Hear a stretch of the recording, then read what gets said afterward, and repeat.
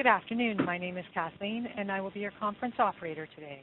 At this time, I would like to welcome everyone to the Successful Ways to Meet the Needs of Native American Nursing Students conference call. All lines have been placed on mute to prevent any background noise. After the speaker's remarks, there will be a question and answer session. If you would like to ask a question during this time, simply press star, then the number 1 on your telephone keypad. If you would like to withdraw your question, press the pound key. Thank you. Winifred Quinn, Director of Advocacy and Consumer Affairs, you may begin your conference. Thank you, Kathleen. Good afternoon or good morning, and welcome, everyone. Thank you for taking time to join us for today's webinar.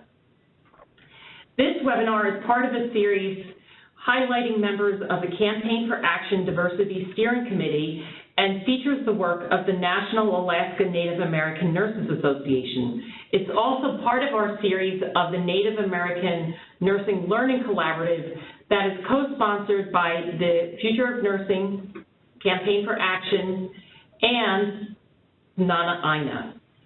Nana Aina, an important member of our Diversity Steering Committee, was founded in 1993 with the mission of uniting American Indian, Alaskan Native nurses and others who care for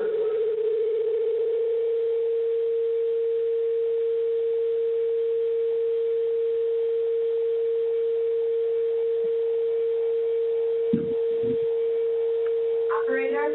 Kathleen, are you there? Yes, I am there. I was trying to figure out what was happening with that sound. It seems to have stopped now. Okay. So for people who are in the speaker line, if you could please mute all of your technology until the end of the webinar, that would be helpful.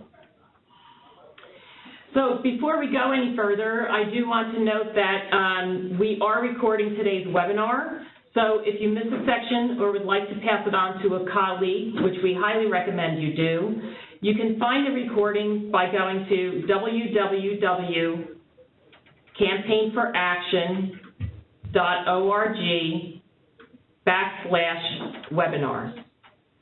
We will take questions over the phone at the end of the webinar, and we also welcome questions throughout the webinar by using the chat function. Be sure to send your question to everyone. Now I would like to introduce one of our facilitators for today's webinar, Dr. Lisa Martin.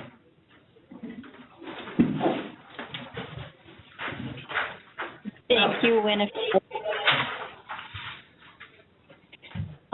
Hello and greetings.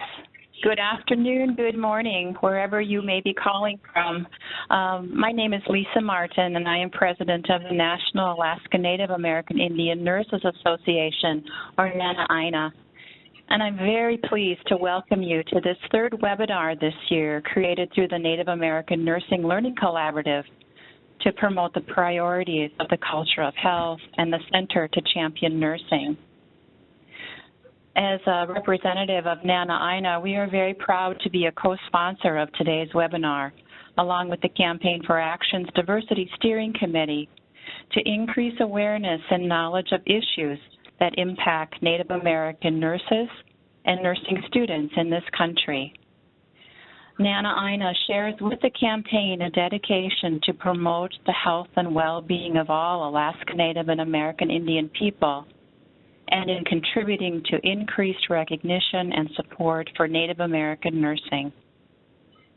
I invite you all to visit the Nana Aina website at nanaainanurses.com to learn how you can become more involved with our organization. We welcome everyone who wishes to share in our mission. Next, I would like to introduce today's webinar facilitator, Dr. Regina Eddy. Dr. Eddy is an assistant professor with Northern Arizona University in Flagstaff and a Native American nurse leader. She currently works as a consultant on diversity issues with the Center to Champion Nursing in America and as a Robert Wood Johnson Health Policy Fellow. So welcome, Dr. Eddy, and I would like to now turn the webinar over to you. Thank you, Lisa. Good afternoon. Thank you for joining us today for today's webinar. So I have the pleasure to introduce our three speakers for today. First is Beverly Warren. Beverly Warren was born and raised on the Pine Ridge Indian Reservation in South Dakota. She is an enrolled member of the Ogallala Sioux tribe. Lakota is her first language. Bev received her baccalaureate and master's degree in nursing at Arizona State University during the 1980s. Her work experience includes working in hospitals, home health, school health, international service, public health, and has worked as a faculty at Mesa Community College in Arizona for 17 years. Bev also served as director of the American Indian Students United for Nursing program at Arizona State University, an Indian Health Service Scholarship Program, which included academic, cultural, social support. And her current position is with South Dakota State University in Rapid City, where Bev serves as a nurse mentor coordinator of the Native American Nursing Education Center. Our second speaker is Dr. Misty Wilkie. She is an enrolled member of the Turtle Mountain Band of Chippewa Indians in North Dakota. Misty grew up on multiple reservations in North and South Dakota and Minnesota. As a minority nurse, she is interested in mentoring minority students seeking a career in healthcare, and she is passionate about organ donation and transplant, particularly in American Indian students. Her education includes receiving her Associate in Science degree in nursing in 1997, a bachelor's in 2001, and most recently a PhD in 2009 from University of Minnesota. And she's also the immediate past president of Nana Aina. Currently, she is an assistant professor in Minnesota and is a project director for a program that she will be discussing today, and which was a funded program by the HRSA Nursing Workforce Grant, funded for 4 years to recruit, retain, graduate, and license American Indian nursing students.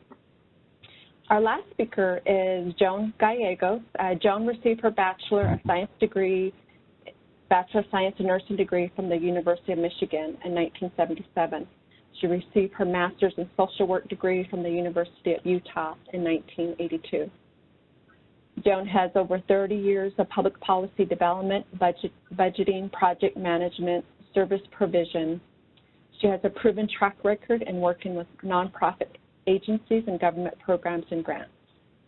Previously, Joan was the director of Utah Medicaid Program and Utah Healthcare Association.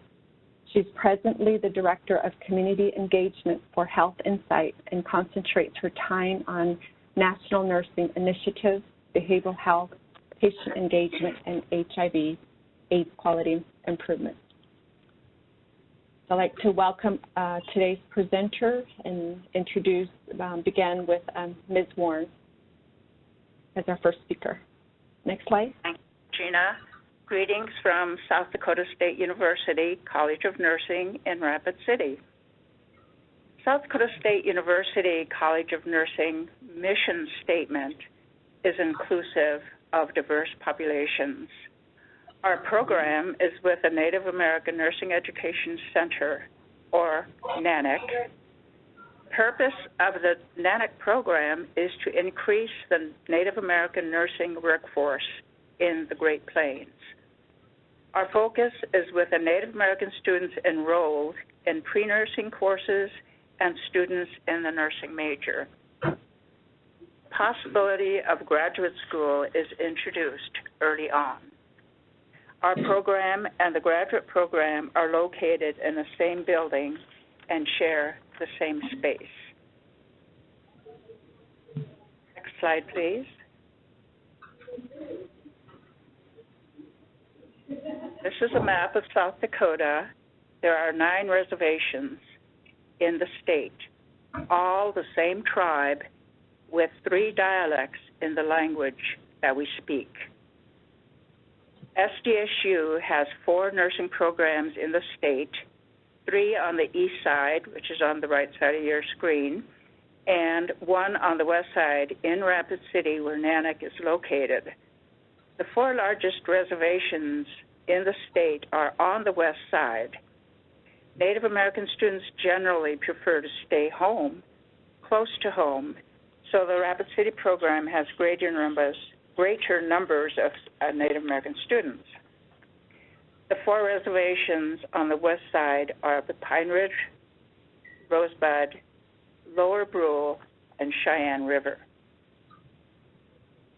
Next slide, please. Historical trauma is a reality among our Native American population and other cultural groups. And the definition of historical trauma is cumulative emotional and psychological wounding over the lifespan and across generations, emanating from massive group trauma.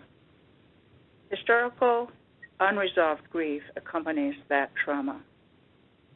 The impacts on the nursing process or the learning process may include feeling of not belonging, low self-esteem, anger, or grief. The Native American student may not acknowledge or understand why they feel the way they do at times.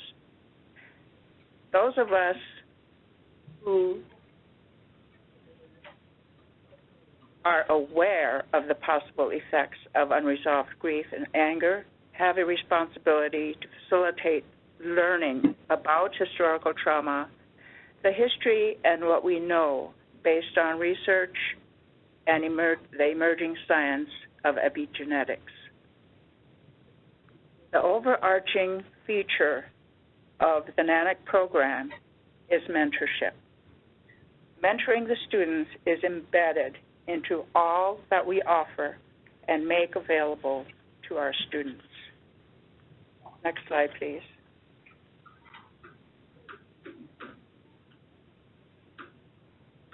The Nanac support system is based on the ancient Native American symbol of the medicine wheel. The 4 areas of support identified within this wheel are financial, academic, cultural, and social support. The medicine wheel has many meanings, one of which is balance. To keep balanced within ourselves in 4 realms: physical, mental, emotional, and spiritual.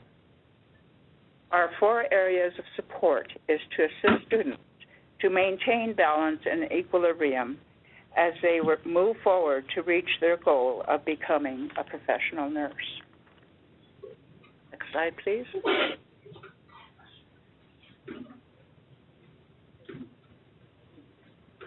Financial support. We have emergency funding as needed and requested by students. We have provided funds for students with funds to help pay utility bills, rent, car repairs, tires, car batteries, books, laptop, and the costs when entering the nursing major for fingerprinting, lab tests, and background check. We provide monthly stipends for students, and the amount depends on funding available to us. Third area is scholarships, internal and external. We maintain a binder with scholarship information for the students. Updates for scholarships are emailed to the students monthly by our diversity outreach coordinator. She reminds them when applications are due and assists the students as needed. Another area of financial support is a presentation on financial well-being by an SDSU Extension Office educator. She counsels students on a one-on-one basis as needed.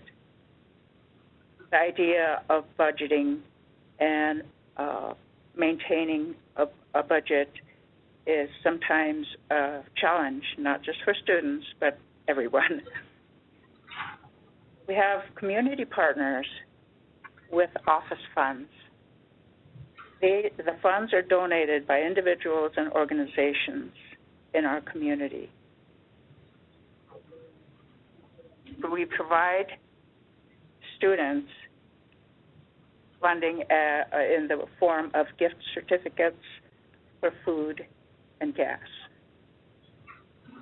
Our students basically the majority come from poverty. And so this is important to acknowledge the fact that at times they may run out of food toward the end of the month. And so we have had students come and request funding for food for the weekend for their children. So this type of funding is very important with our population. On the screen, you'll see the flyer that we have to send out for the financial planning workshop.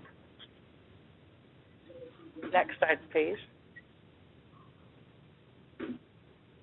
Academic support is in the form of academic advising. Again, our coordinator for diversity is also the academic advisor for our program. She has an extensive outreach for students in the local college campuses as well in the region and in high schools and community events. Tutoring is available as another form of academic support. Internal tutoring availability through peer-mentored tutors and an online program available to our students. Externally, we have volunteer community members who offer to tutor our students. We have a resource room that is pictured on the lower part of your screen. All donated items from community. We have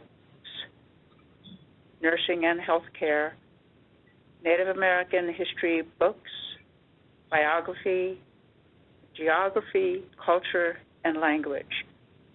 We have research publications on Native American health issues, educational studies, and general studies. These are all available to students, faculty, staff, and community. We have posters, anatomy posters, the kind you would see hanging in a doctor's office with large pictures of various parts of the body. These posters are a popular item for our pre-nursing students enrolled in anatomy courses. We have a language board in the resource room. You can see pictured there, the black background. The language board includes nursing and medical terms and phrases that are translated and also identified on how to pronounce them phonetically. Conferences is another way to assist our students in the area of professional development, empowerment, and honing their teaching skills. In the slide, you can see a picture of 3 of our students who attended the Nana Aina conference last month and presented a poster. They were quite apprehensive on the way over to Minnesota and were changed on the way back. They were so thankful for having gone to this conference where they met all the Native nurses who have attained higher degrees and in leadership positions, and they went back with another feeling of empowerment. Student presentations include podium or poster. Students also do screening at high school and middle school events and community events. This is all part of our program to empower and teach students about the idea of professional development. Next slide, please.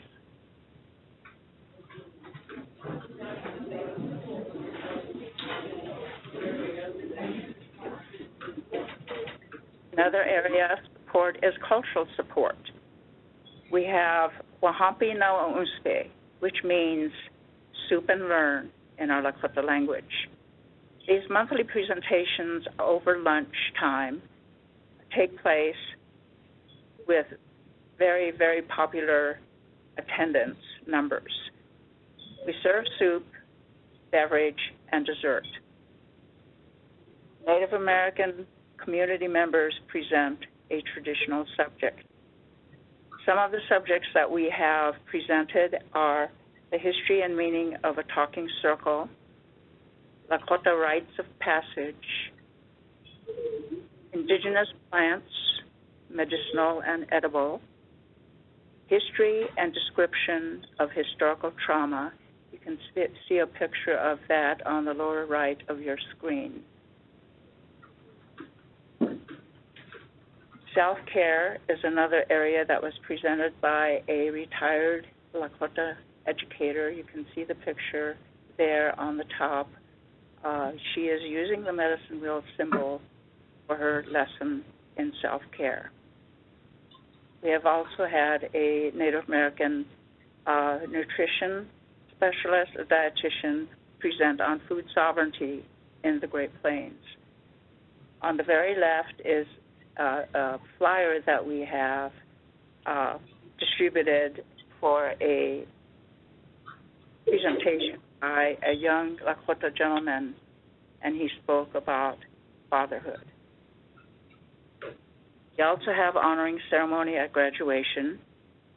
A medicine woman who is pictured on the screen conducts a ceremony. She gives blessings and an encouragement talk to the graduates. The draping of a star quilt is traditional in our cultures, and this is done at the ceremony as a graduation gift. The student is encouraged to make a small speech or just say a few words in return during this time. Another area of honing their public speaking skill. And of course, a reception follows with family and friends of the student.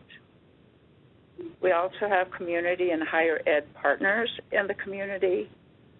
The Black Hills State University has a Rapid City campus, and they have a student club entitled Hesapa Oyate, meaning Black Hills people. The pre-nursing students attend and belong to the student club and take part in their activities. It's a service club. They go out and do projects in the community. Another partner is the Great Plains Tribal Chairman's Health Board in Rapid City. This program offers CNA, MedTech, and EMT certificate programs for Native American students. And most of these students have a goal of continuing on to nursing school.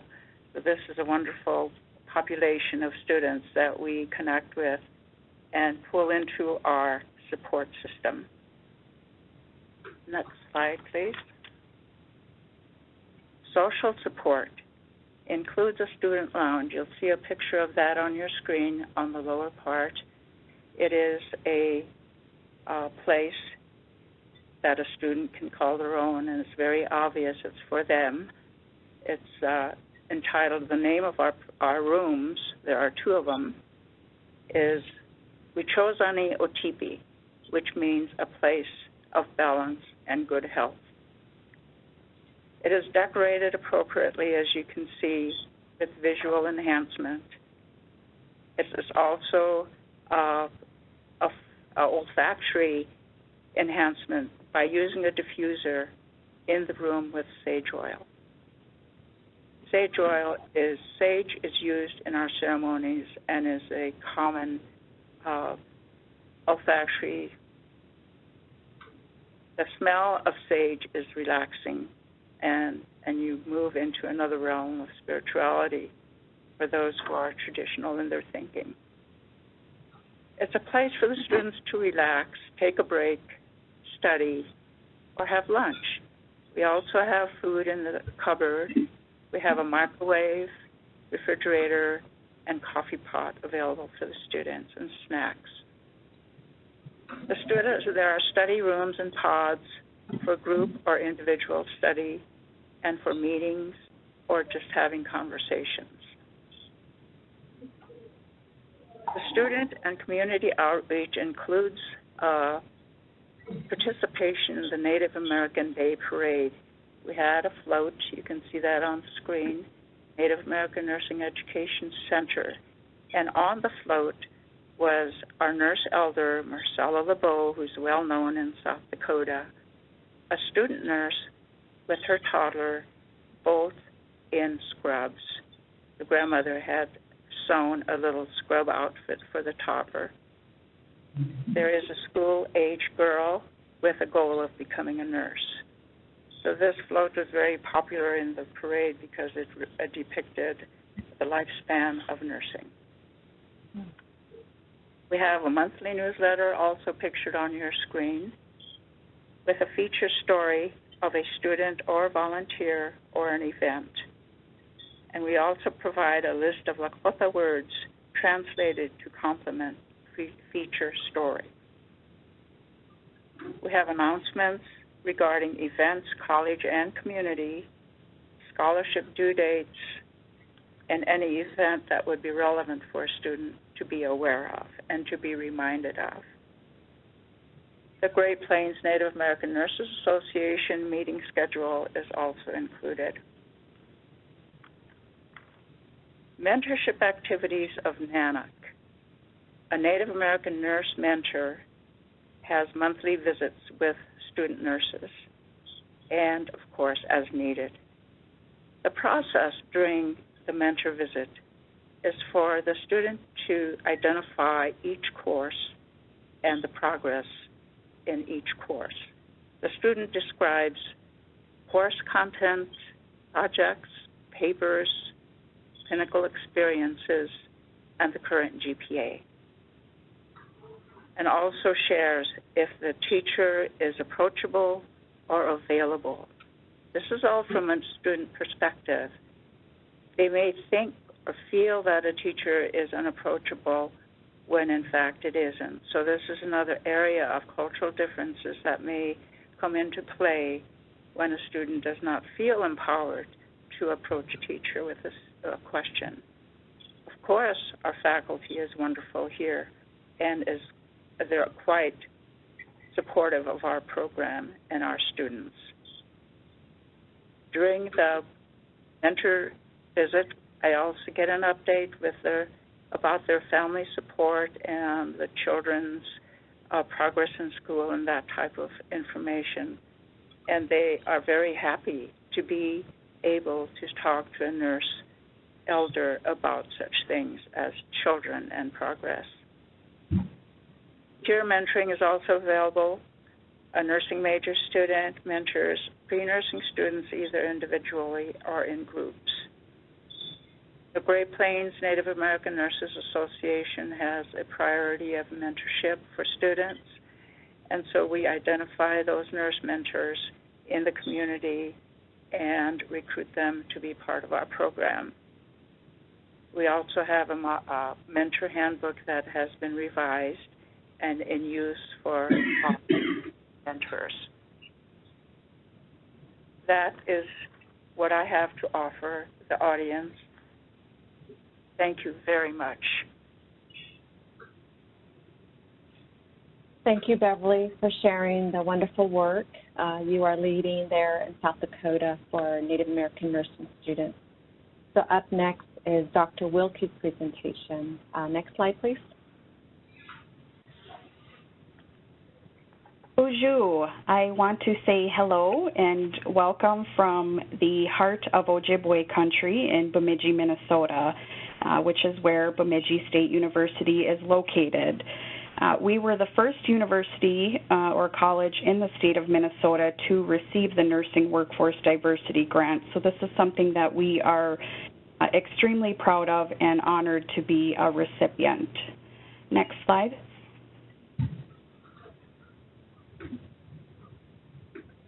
So a little bit about Bemidji.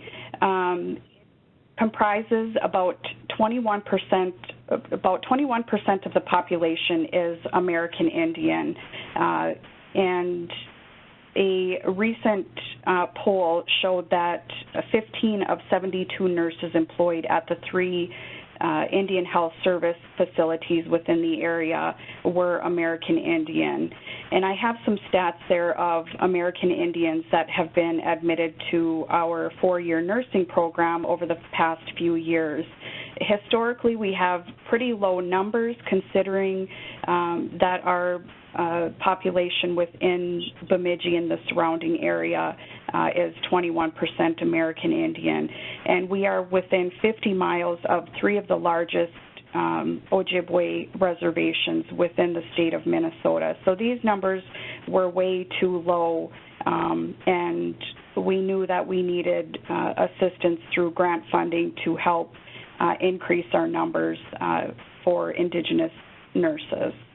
Next slide, please. So some of the things that we wrote into our grant for student requirements, these are things that I had either personally experienced being an American Indian nurse and going through a few programs that either had significant amount of Indigenous student support or none at all, and also looking at other programs that had Indigenous nursing student support. So the first thing that students need to agree to is intensive or intrusive monitoring. So this allows either the program director, which is myself, or the student mentor to check in with faculty throughout the semester to get an update on the student academic progress. And this allows us to intervene early for those students that are unable or don't know how to ask for help when they need it.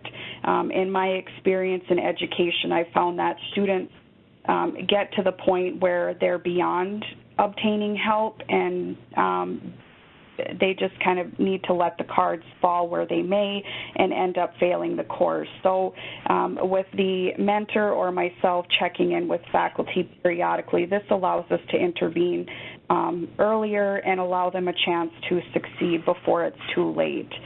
We also implemented a policy where students need to provide a form to the student mentor after each of their nursing exams. So in our nursing program, students need to maintain a 70% average or higher on their exams in the nursing courses. It doesn't matter where the remainder of their grade is at. If they're at an A and they're at a 69% exam average, they will fail the course.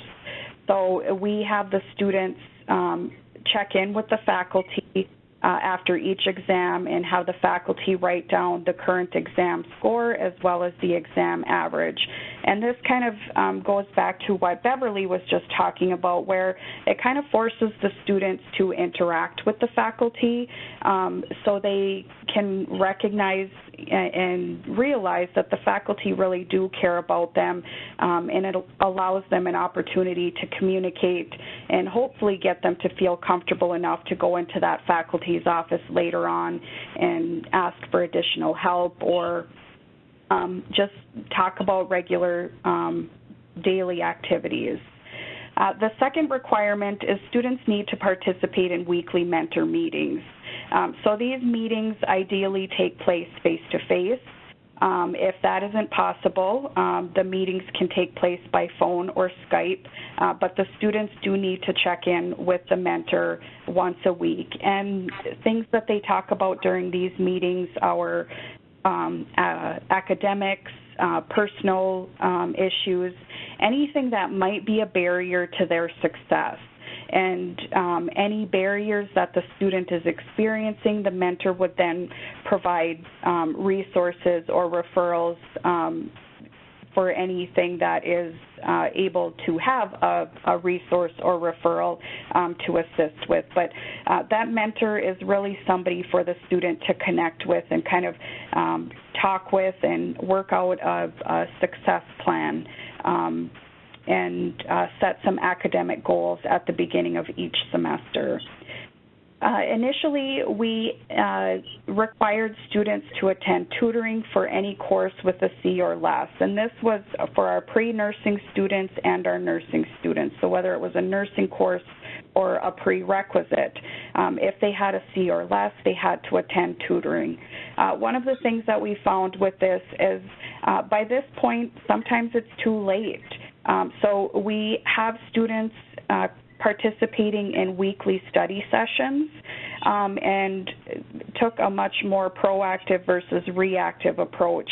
And the students attend tutoring on their own now. They don't wait till they're at a C or less. They have found that the tutoring is incredibly helpful. Even if they don't think they need it, they still learn something that's very valuable for the course. Students also need to participate in monthly cultural activities. So as part of the grant, it was really important for us to have the students either identify with their culture, maintain their cultural identity, or enhance it. And so we have a variety of cultural activities that students can choose from each month, and they only need to attend one. It could be anything from a beading class, a sewing class, painting, regalia workshops. So there's a variety that they can choose from, and they just need to do one. The last requirement we have for students is they need to attend our Naganaweni-Monanig group gatherings, and those are twice a semester. So during these gatherings, we bring in speakers to help expand the students' professional networks. It allows the students an opportunity to meet and interact with Indigenous nurse leaders, and it also brings the students together. So we have our RN to BS students, which are off campus, and our four-year students. And so during these twice per semester gatherings, it allows them to kind of build a community among the whole. So with each of these requirements, if they meet those, students that are admitted into the nursing program receive $2,000 towards their tuition, and this covers about half of the tuition at Bemidji State. And then they also receive up to $500 a month stipend. And so this is to offset any outside work. Ideally, students, this would be enough money to kind of cover those part-time jobs that students tend to have and allow them those hours to study rather than work. And so the amounts that students actually receive depends on their outside financial aid assistance. All but one of our students have received the amounts in their entirety. One student receives tuition assistance through her employer, so she does not receive that portion.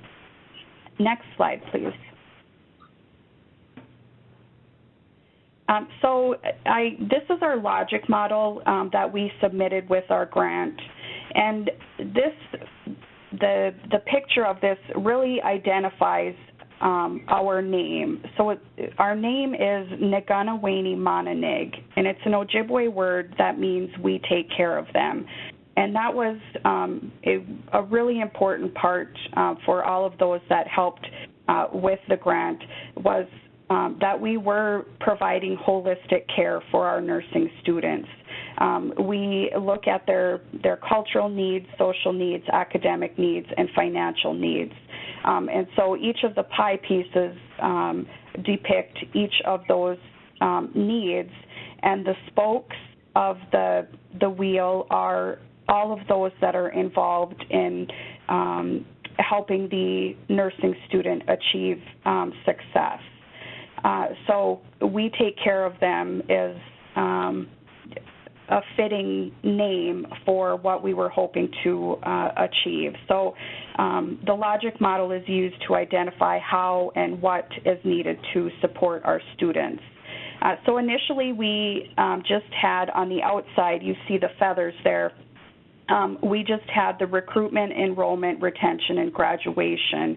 And within a month of starting the academic year, I realized that we left out a significant piece. So, we don't want to get students to graduation. The goal of the grant is to have these students be licensed. And so we support the students through licensure as much as we can, or as much as HRSA allows us to support them.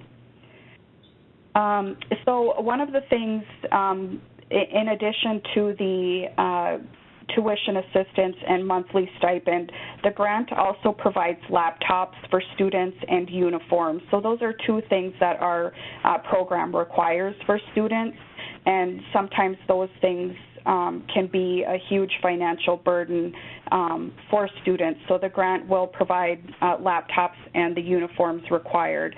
We also provide NCLEX support and review courses, as well as any additional study resources as they are needed to help our students succeed. Next slide, please. So as part of the grant, we had to have partners that were invested in the success of our program. So we have internal and external partners. Those partners within Bemidji State University are listed on the slide, and each have their own important contribution to the grant, but the most significant ones are our university president, Dr. Hensrud, who is fairly new to our university, and on her first day to addressing the faculty and staff, said that her number one priority was to increase the number of American Indian students at Bemidji State, and she has really followed through with that promise and has been incredibly supportive of the success of this grant. Financial aid, a huge in the grant as far as the amount, because they are the ones that disperse the tuition assistance and monthly stipend to the students. We also have a close partnership with the American Indian Resource Center and use their facility for many of our meetings. So really, the university campus has completely embraced the grant and its requirements, and wanting the success of our Indigenous students. Next slide, please. So our external partners are many of our tribes within the state of Minnesota. The tribal communities were thrilled that Bemidji State had this opportunity, as each of these reservations need more registered nurses in their healthcare facilities and in their communities. So we held an external partner meeting in April where all of the external partners attended, and it was quite humorous as each of our seniors came into the room after class, and to watch all of the external partners pull out their business cards and try and recruit our 4 seniors on the spot. And I have no doubt that any of the 4 of them could have left with a job that day if they wanted. So it was really a powerful meeting for both Bemidji State and our external partners, and it also allowed an opportunity for our students to interact with the members of the external partners and those tribal communities. So we will continue to work with these external partners for different cultural activities, whether it's harvesting wild rice or maple syrup, going to the reservations for those activities, and for us to attend community events for recruiting purposes, and also for our students to go to these tribal communities for clinical rotations or senior capstone experiences. In the future, we want to reach out to the Lower Sioux in Minnesota and also our North and South Dakota tribes. But for right now, we have focused on our Ojibwe tribes in the northern part of the state. Next slide, please. So this is a picture of our first cohort. We had a total of 13 students participate, and initially I thought we would have, or the grant budgeted for 12 students. So we have pre-nursing students, 4-year students, and RN to BS students. And so this is a picture with Dr. Margaret Moss. This was one of our group gatherings that took place in November. Next slide, please. Bemidji State University provided funding to remodel a space for our nursing students. This gathering space is used for studying, socializing, relaxing, and eating. Snacks are provided. Over 100 students use this space each month. The space is open to all nursing students. It was important to not seclude or segregate our Indigenous nursing students and allow anyone to use this space. Recently, I was asked if our criminal justice students would be welcome in this space, and I, of course, said yes. I think it's a great opportunity to, for our students to expand their social network and build community within the university.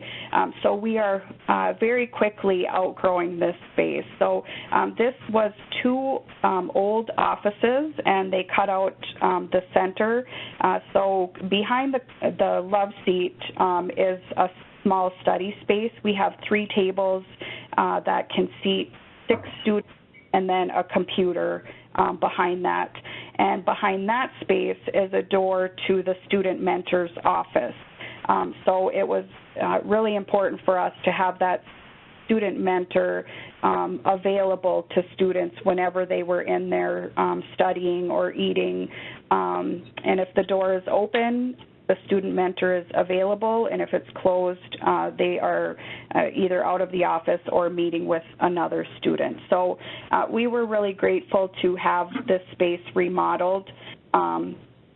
It's used way more frequently than I thought it would be, and in fact, our students say, you know, it's getting more difficult to study in there because it's used so much. So I'm not sure what we're going to do about that problem, but it's a good problem to have when the space is being used as it was intended. Next slide, please. So this is a picture of our spring group gathering. We invited Ursula Noki-Wilson, DNA, that is the liaison for Indian Health Services in Arizona, and she was also the keynote speaker for our American Indian Resource Center banquet that honors our American Indian students and graduates. So at this banquet, we honored our 4 American Indian nursing graduates.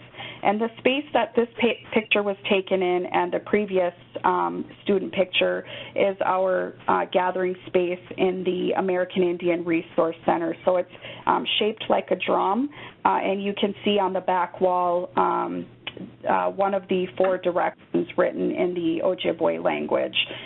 So that space embraces the Ojibwe culture and language as well. Next slide, please. So lessons learned for student success from our first year of implementing the grant. As I mentioned before, we no longer require the tutoring with a C or less. Instead, students are required to attend weekly study sessions, and they kind of choose the topic that they want to cover depending on which test is coming up the quickest, or it might be what area the majority of the students are struggling with the most. We've also found that with these weekly study sessions, it's developed more of a cohesiveness among the cohorts, as well as all of the Niganawani-Monanig students, because we have our seniors mingling with our sophomore students, and they're offering to help the students study and practice for their skills in lab. And so it's turned out a whole lot better than what I envisioned. We have found that students need to be encouraged to communicate with faculty, and so we have implemented things like having the form filled out after exams, so that kind of forces the student to talk with the faculty and hopefully will bridge further communication and relationship building between the student and faculty. And we've also found that students need budgeting skills. So this is something that we will have career services provide for our students. So in our second year, we'll focus on expanding our program and recruiting, as well as implementing our changes from the lessons that we learned over the first year. So I want to thank you for the opportunity to share about our Niganaway on a NIG program at Bemidji State. Thank you. Thank you, Dr. Wilkie, for also sharing your work with us. Next will be our final speaker, Ms. Joan Gallegos. Yes, hello, everyone. If I could just check in with our facilitators, would you like me to shorten my presentation due to the time?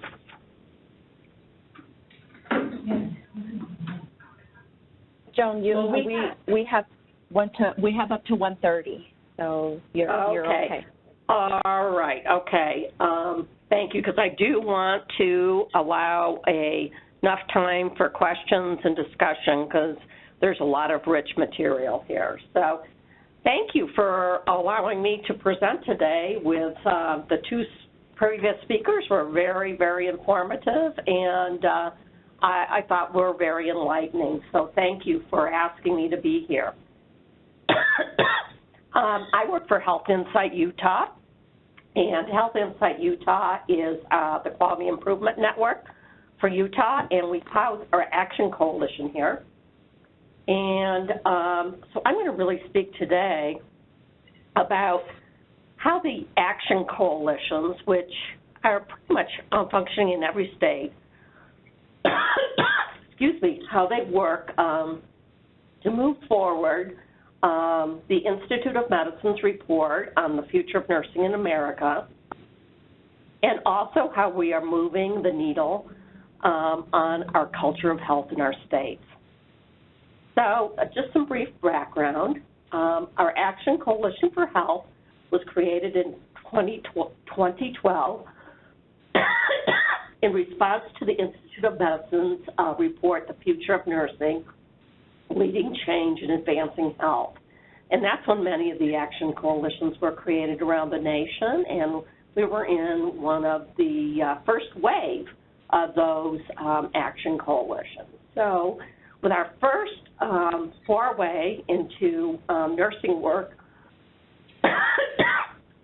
we received some grant funding from our WJF for 4 years to work on the IOM recommendations.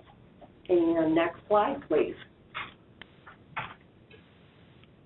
And we got 4 years of funding. I have to thank Gail, my colleague, for bringing me some water. Of course, I start coughing right when I'm presenting. But we received 4 years of funding from 2013 to 2017 to develop statewide nurse residency programs, and they're operating in all of our acute care hospitals right now. We developed APRN fellowships, which is similar to a residency, but for advanced practice nurses. And we also use that money to promote academic progression of registered nurses and increasing the number of RNs serving as on boards and diversification of our Utah nursing workforce. That's one of the key things. We worked very hard in those 4 years about our nursing diversity, which I'm going to talk about in just a few minutes. But our current focus right now is really building a culture of health, including matching nurses with community health projects. And also, I'm going to talk in a minute about we have an innovations grant, which is focused on diversity. So the QIO, or the Quality Improvement Network Health Insight, we are the non-nursing organization for our Action Coalition, with our partner, the nursing organization, being the University of Utah College of Nursing. And we serve kind of as the backbone organization for the Utah Action Coalition for Health. So as it matures and prospers through the years. Next slide, please. With our SIP1 and SIP3 priorities, we created, first off, a local chapter of our National Association of Hispanic Nurses, which is called United in Utah, or UNITOS in Utah. We work to create a state nursing data center. We're one of the few nursing data centers in the nation that collects education, workforce, and demand data. So that's been very, very important. We also developed a statewide nursing diversity plan. We also created a brochure for high school and middle school students to talk about exploring the many exciting career opportunities in nursing. And that is available for sharing if folks would like that. We also went out and talked with middle and high school counselors at schools and at the annual Counselor Association Conference. Interesting enough, we found that counselors probably were not the main focus for inspiration for future nursing students, particularly diverse students. It was high school science teachers that really took an interest in the students. And we educated students about the benefits of a potential nursing career. We also participated with the Colorado Center for Nursing Excellence workshop on diversity and mentoring. I highly recommend that to folks. That's a very well done program, and it will help you develop mentors for diverse students. Next slide, please. Robert Wood Johnson's foundation vision really is this, is to where everyone has the opportunity to live a healthier life. That's a really big vision. And our Action Coalition believes strongly that our state's nursing workforce should be representative of the diversity of our citizens and the patients Utah nurses care for. We believe that's important so we can start to realize that vision that the Robert Wood Johnson Foundation has publicized. Next slide. Talk a little bit about the social determinants of health, and both speakers before me also talked about this. But conditions of what people are born really influence health, in which they grow, live, work, and age. And social determinants of health are really responsible for health disparities or health inequities. And these health inequities really result in unfair and avoidable differences in health status. And these circumstances or social determinants are shaped by the distribution of money, power, and resources at a global, national, and local level. That's from the World Health Organization. I think that's really important because these social determinants of health really affect how we educate and support our diverse nursing students, including those of a Native American background. Next slide, please. So, furthermore, the World Health Organization further explains that the way health systems are designed, operated, and financed acts as powerful determinants of health. So we have to understand that our present health system and how it's designed and how it's how the reimbursement, how it's administered, really can impact our future students and then the populations of the patients that we serve in the community. And our nursing education and workforce often operate really in a manner that is less accessible for students from diverse backgrounds to obtain higher education degrees and to enter the nursing profession.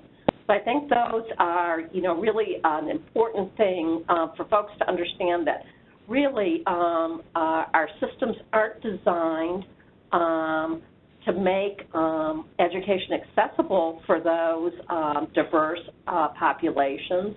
And because of that, those less students involved then have less chance of treating patients of a similar background, and that can act as a negative determinant of health.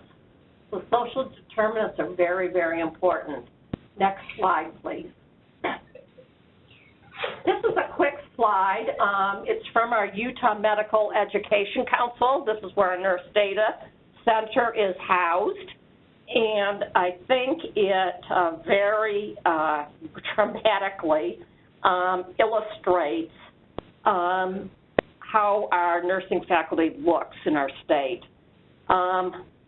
You can see that big, long green graph is the amount of faculty that's Caucasian, Caucasian background. 94% right now of our nursing workforce is Caucasian. And as you can see, our faculty is very underrepresented in all of our diversity, with Hispanics being only 2%, and Hispanics are about 16% of our population right now. Native American or American Indian, 1% is on our faculty, whereas our population is several percentage points higher than that. And so not only do we have to work with our students, but our diverse populations, our Native American students, really need to have role models in our nursing faculty that are of a diverse nature. And that's one of the things we're trying to work on with our Action Coalition, is to get more diverse nursing faculty. We were successful in the last legislative session to get an approximate $3 to $4 million infusion of state monies into our higher education programs for nursing programs. But it's very important, as it is implemented and that money is used, that we also consider ways to encourage diverse nursing faculty to begin teaching our future nursing students. Next slide, please. This one is another graphic representation of our non-Caucasian enrollment in our nursing programs. And as I was proofing these slides, I've noticed for some reason the red and blue, the darker blue, royal blue, did not get transferred over. The red line, when you look at 2016, that red line there of 38% is the proportion in our ADM programs that are non-Caucasian. So what that says to us as an Action Coalition is that we really have to support pathways for RN educational progression, because the majority of our diverse nurses really start in the ADM programs. The royal blue line below that is our LPN program. So we are making some progress, albeit somewhat slow. We're doing better than we started when we tracked this in 2014 with our Nurse Data Center from the Utah Medical Education Council. So again, we're continuing to look at ways to increase our non-Caucasian or diverse enrollment in our nursing programs.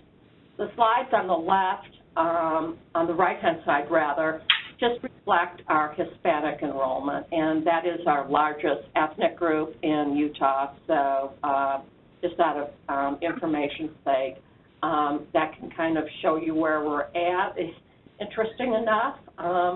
There's some areas for concern because we're not doing as well in some areas in 2016 as we were in 2014. So got to put our heads together on that one. So next slide, please. Here is some state and national workforce comparisons, also out of our Nurse Data Center. And you can see the purple line is our national population of Hispanic, Latino, and our other diverse populations below there. But as you can see on the bottom with the American Indian, our Utah population, and that is the red little bar, is greater than the purple bar. And basically this says that although the national population of American Indian is 1.2% American Indian, our Utah population is 1.5%. And the national workforce right now is 1%, but our Utah workforce is only 0.5% Native American. So we have work to do in this area. So next slide, let's go to talk about what we are actually doing. And before I do that, I want to just talk about some lessons we've learned from our SIP work with the Action Coalition, particularly working with increasing the Utah nursing workforce diversity. We learned science teachers are more likely to serve as mentors and motivators for students, diverse students, than high school counselors. And that's largely because high school counselors have huge caseloads. And I'm probably pretty confident that the listeners here, if you're in a different state, your counselors are overworked too. So the counselors, although important and should not be overlooked, it's very important for that day-to-day encouragement that we get science teachers involved at an early time. Of course, involving families is crucial.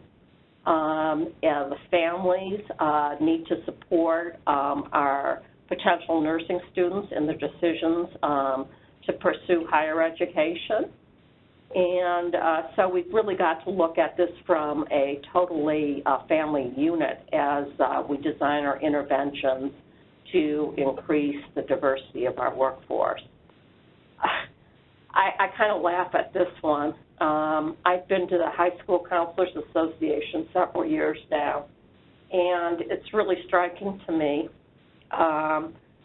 They have very antiquated views of nursing and often view nursing as a technical profession, not a profession.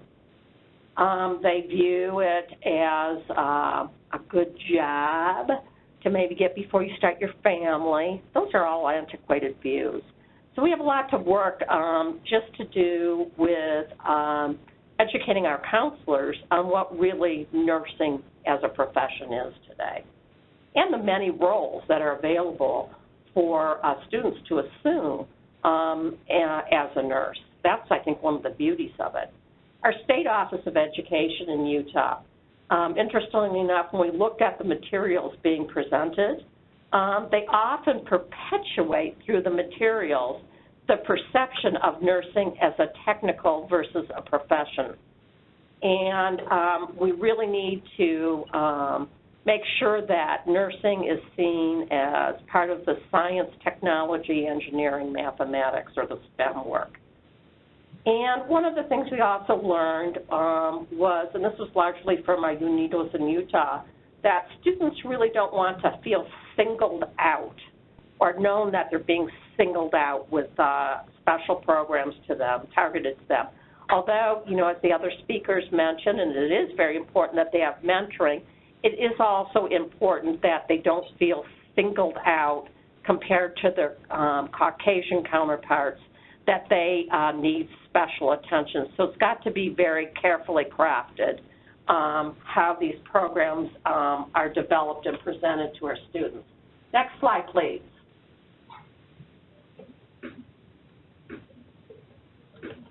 Next slide, please. Thank you. So, we were one of the lucky states to receive a Nursing Innovation Grant that started the 1st of June. And what we really want to do with this is to continue our outreach to middle and high school counselors and science educators with several targeted areas in our state, 2 rural areas, one in San Juan County and one in Box Elder. San Juan County is our Four Corners area, where a large group of our Native American Utah citizens live. That's close to the Navajo Reservation, which is a large reservation in New Mexico, Arizona, and Utah. So we are going to conduct outreach to those middle and high school students in those rural areas, along with 2 urban areas, Salt Lake and Weber County, which is where Ogden is. The bulk of our population is concentrated along the Wasatch Front. And so we really will catch the Hispanic population in our urban areas, also Box Elder, but our San Juan rural area is really targeted for the Native American population. We also are going to implement a student mentoring and support system for diverse students, including Native Americans. And we're going to pilot some things on this right now. We're really fortunate to have a DNP, or a doctorate in nursing practice student from the University of Utah who's working with us on this grant. And she has presently completed a literature review of everything on this, which I would be delighted to share once we get this. But we would like, our Action Coalition is really involved with the deans with all of our schools of nursing, public, private, across the state. So we want to pilot a nurse mentoring and support system and really use those best practices to, say, hey, to the deans of the schools of nursing across our state of Utah, that this is really what you need to do to make a difference in these things. We also want to increase the number of diverse nurses on community boards. This builds on our past Action Coalition efforts, which we have exceeded our goals, national goals on that, of just getting nurses on board. Because, nurses really have a unique population health perspective that can be so, so valuable to community boards. But we want to make sure that we're just not putting nurses on boards, but we want to increase the number of diverse nurses on our community boards. So we're working closely with our Action Coalition volunteers and staff to bridge into that area of our Nurses on Boards work. Next slide. And I had a very interesting meeting 2 weeks ago with some nurses from the Navajo Nation, and they were very candid with us. And here's some of the barriers these nurses that actually practice on the Navajo Nation have identified that we're going to have to really figure out how to deal with to get more Native American students in our nursing workforce in Utah. One of the barriers is it's hard for Native students to socially with non-Natives when away from home. This is one of the key things that they told us. Some of the other underlying things that contribute to this are really lack of advisors or mentors who are Native and can relate to students. Students that are away from their home suffer from the homesickness. I noticed one of our other presenters today mentioned this. They have difficulty finding scholarship opportunities, and it was nice to see in our previous presentations that was one of the supportive interventions that was implemented to ensure sustainability of the Native American nursing students in the program. And then another real problem is we have spotty internet access on the Navajo Reservation. So that can contribute to problems with online learning, doing some of the assignments, et etc. Next slide.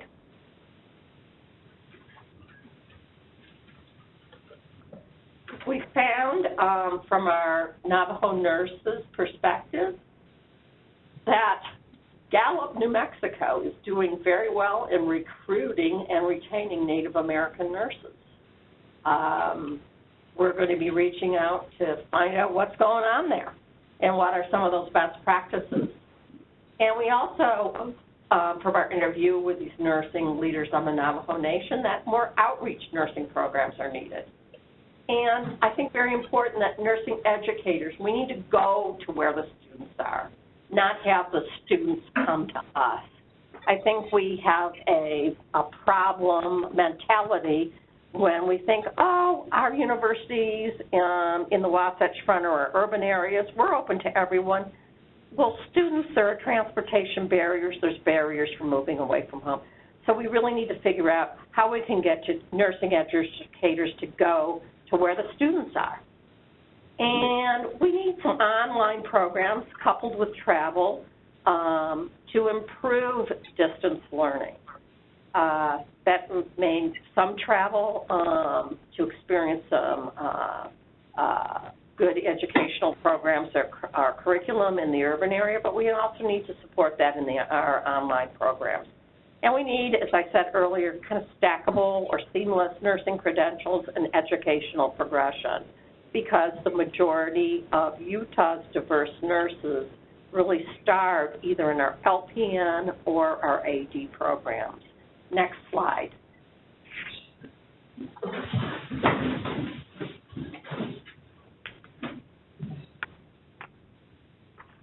Next slide.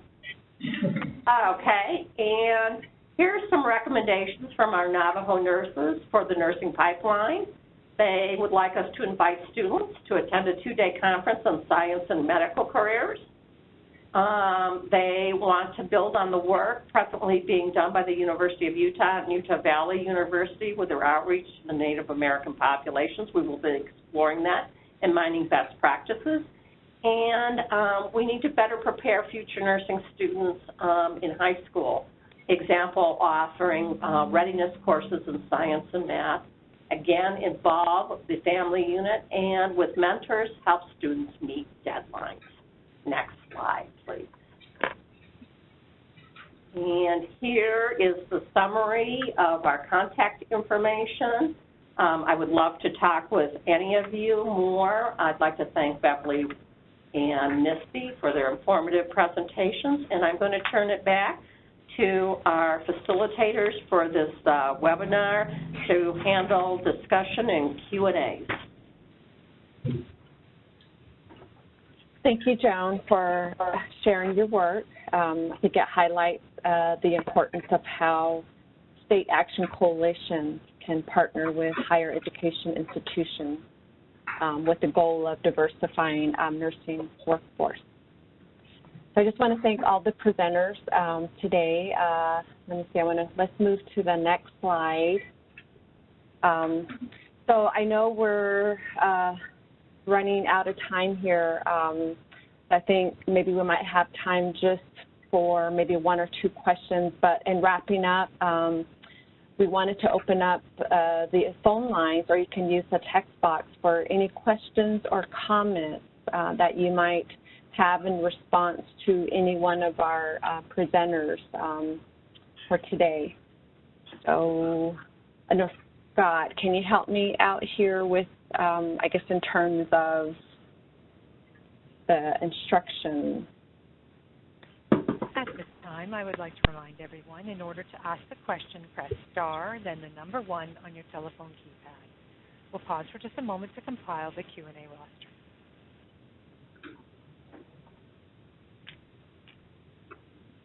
Again, if you would like to ask a question, press star, then the number 1 on your telephone keypad.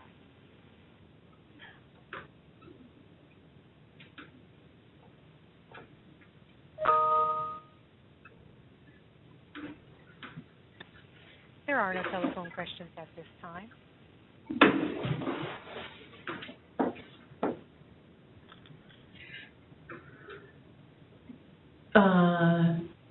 So, Okay. So I think we do have time for maybe 1 or 2 questions at this time, or comments, responses we do have a question to any of the... Pardon me. We do have a question that just popped in from the line of Rebecca Dreyer. Go ahead, please. Your line is open. Hi, this is Rebecca with the Recruitment and Retention of Alaska Natives into Nursing at the University of Alaska in Anchorage. My coworkers and I have been listening. We are curious about the size of the staff that you have in South Dakota or at Bemidji, and what kind of budget you have for those the staff and your program, or is it all from the HRSA grant? And how many students I did hear 13 students for one, but how many students do you have that are, for example, pre-nursing, and how many are majors, nursing majors? So that's for either one of you ladies from South Dakota or Minnesota. This is Bev from South Dakota. The size of our staff really is myself and the diversity outreach coordinator, and both of our workloads are part-time. So consequently, we do put in more than that, of course. Sure, yeah. Which is done by choice. And the most recent number in the state of South Dakota of Native students, both pre-nursing and nursing, is 44. Okay. But I don't have delineated between pre-nursing and nursing. Generally speaking, pre-nursing population is much higher than the nursing major. And we also know that if they're going to drop out, it's during that pre-nursing phase because of the lack of scholarships. So that's one of our future endeavors or goals, is to find scholarships for that population especially. Okay. Thank you. We do have Misty. I'll answer quickly. We currently have 15 students that have applied for Naganaweni-Mananig for this upcoming academic year.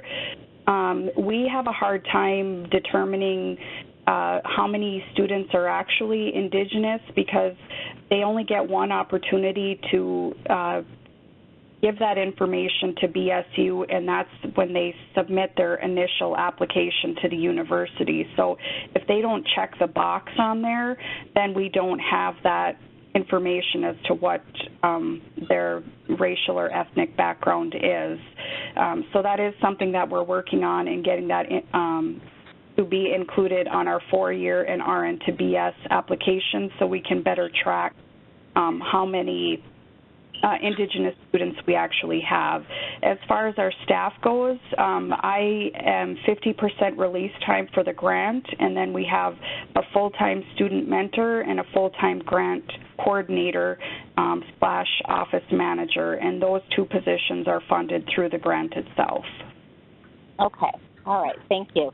Our other question is, because we used to have the Nursing Workforce Diversity Grant, but then about 4 years ago, we decided to not continue applying for it because of the can't think of the right word right now, but the university promising to pick up what services the grant provides, and at that time we were getting less and less money through the university through the state because of oil funding. So our question is, what is your intention, with the grant of wanting, is your university going to pick up the services that you're doing now? What's their intention? I did hear that you said the president of the university, wanted to, but talk is cheap, and, what are they actually doing as far as funding it to be a permanent thing at your university? Right. Sustainability, I think, might be the word you're looking for. Yes. We are looking to partner with one of our larger healthcare institutions within the state of Minnesota, and they also have healthcare facilities in North and South Dakota. So that's one area we're exploring because they do have the funds to help provide the financial support that our university is unable to because of budget cuts. Right, right. This is Bev from South Dakota. We do not have a grant at the current time, but the university has made the NANIC program permanent so that we're here to stay. We are now in the process of finding funding for scholarships and stipends for our students. Okay, great. That's, yeah, when our stipends went away, a lot of our students went away. And so we had to get very creative. And we have hundreds and hundreds and hundreds of pre-majors here in Alaska.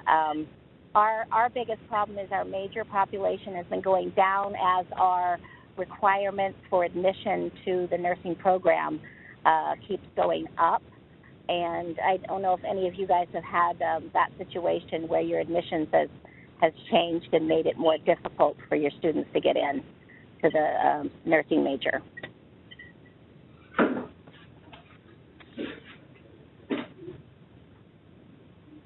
So I want to go ahead and interject here. So it looks like we are out of time. So Scott, I was going to see if you can bring up the contact information slide up. So if there are any, I'm sorry we don't have more time, but I guess specific questions that there's the contact information for each of the presenters. So at this point, I don't know, we can either wrap up now or Wynn or Lisa, do either of you want to close out the webinar? Some closing comments? Lisa, please go ahead. No, Lisa, I was going to suggest that you go ahead. Okay. Thank you, Wynn, and thank you, Regina. Yes, I can make some closing comments and then turn things back over to Dr. Quinn. This is Lisa Martin, the Nana Ina president, and I want to thank you so much for participating in today's webinar and to our wonderful presenters. We received so many examples of successful ways to meet the needs of Native American nursing students that we've learned today. We've also covered topics of the role of historical trauma in Native American nursing education, strategies that will promote success in Native Americans in nursing school, and how we can create greater partnerships through the geographically located Campaign for Action coalitions for nursing education programs. So I know Nana Ina will continue to follow these paths of success that the speakers have discussed today. So I'd like to turn things over to Dr. Quinn, and who can make some additional closing comments. Thank you. Thank you, Dr. Martin, and thank you to you and to Nana Ina for co-sponsoring the Native American Nursing Learning Collaborative with the Future of Nursing Campaign for Action. On behalf of the campaign, I will say that we are humbled to work with you, and it's always enlightening to hear of the challenges in the Native American community, including Native American nursing and students, and very uplifting to hear of the interventions, the successful interventions that are available that could be replicated. Big thanks to to Bev Warren and to Misty Wilkie, Misty Wilkie, congratulations on being nominated as a Fellow of the American Academy of Nursing. And thanks to both of you for your leadership in the Native American nursing communities. And a big thanks to Joan Gallegos for her leadership at the Action Coalition level and for being very strategic and deliberate in including diversity in the efforts of her Campaign for Action related work. So, Scott, if you could go to the last slide. So our webinars are archived, will be archived. This webinar will be archived with our other webinars on diversity, and you find them by going to campaignforaction.org/webinars. We also invite all to join us on our Facebook page and Twitter accounts. The Facebook page gets a lot of engagement, and it would be really, really awesome to see a conversation start about this topic on our Facebook page. So please feel welcome to initiate or participate in that. And my last thank you is to our colleague and consultant, Dr. Regina Eddy, for facilitating this on behalf of the Campaign for Action.